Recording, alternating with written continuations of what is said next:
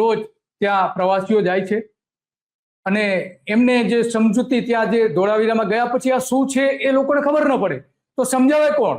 ત્યાં સમજાવનારા જે ગાઈડ હતા, એક ગાઈડ વર્ષોથી કામ કરતા હતા ત્યાં.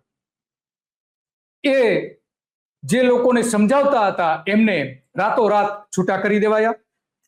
એમની પાસે કામ હતું, લઈ લેવામાં આવ્યું.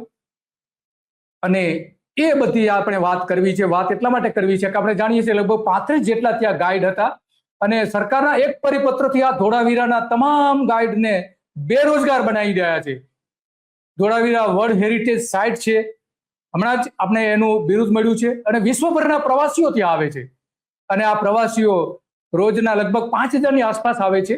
એમને એ મુલાકાતીઓને આ બધું જ જ્ઞાન આપવામાં આવતું હતું, પરંતુ હવે આ બધા જે ગાઈડ હતા એને બેરોજગાર બનાવી દેવા છે, છૂટા કરી દેવાય છે. તો એ પૈકીના આપણે વાત કરીશું કે ખરેખર વાસ્તવમાં કેવી પરિસ્થિતિ છે અને શા માટે આ બધું ત્યાં થઈ રહ્યું છે, એ બધી વાત આપણે કરીશું.